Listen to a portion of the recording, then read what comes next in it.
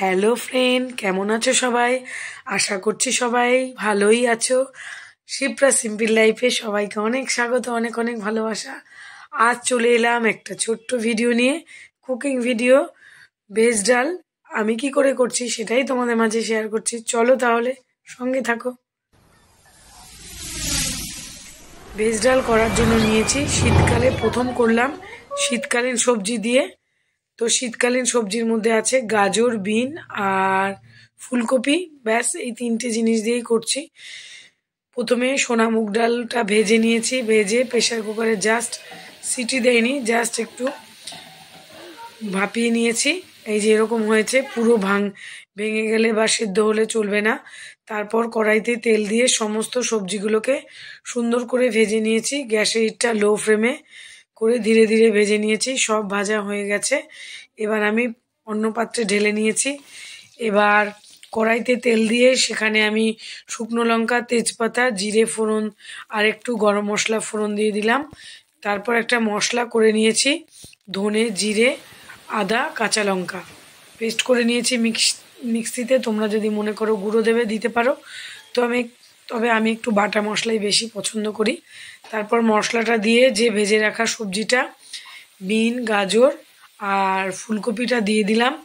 দিয়ে এবার ভালো করে আরেকটু কষিয়ে নেব। আগে তো ভালো করে ভাজা হয়েই গেছে, তো আরেকটু কষিয়ে নিচ্ছি। এবার ডালটা যে সেদ্ধ আছে, এবার ডালটাকে দিয়ে দেব।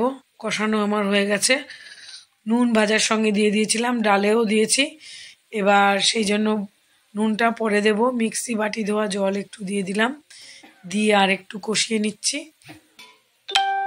খুব ভালো লাগে এই রকম ভেজ ডাল খেতে, শুধু খেতেও ভালো লাগে আর ভাতের সঙ্গে তো ভালো লাগেই। নিরামিষের দিনে দারুণ লাগে এইরকম একটা পদ। তারপর কষানো হয়ে গেছে, এবার ডালটাকে আমি আস্তে আস্তে ঢেলে দেবো। প্রথমে একটু হাতা দিয়ে দিয়ে নিচ্ছি, কারণ একবারে ঢালতে একটু সমস্যা, অনেকটা ডাল যেহেতু, সেই জন্য। এখানে 400 গ্রাম ডাল নিয়েছি অনেকগুলো মানুষের জন্য। এবার নাড়িয়ে চাড়িয়ে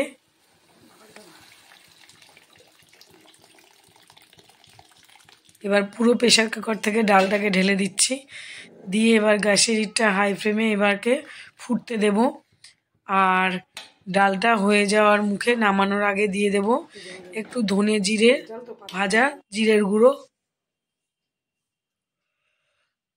আর একটু মিষ্টি, নুন মিষ্টি যেরকম খাবে তোমরা মিষ্টিটা সেই অনুযায়ী দেবে। আমি সামান্য দিয়েছিলাম। আর একটু ঘি। ব্যাস, খুব ভালো হয় এইরকম ভেজ ডাল খেতে। কড়াইশুঁটি দিলে আর একটু বেশি ভালো হয়, তো কড়াইশুঁটিটা যেহেতু ছিল না, সেই জন্যই তিনটে জিনিস দিয়েই করেছি।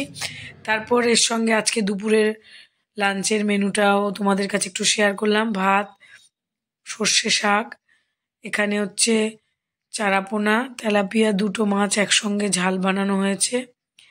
আর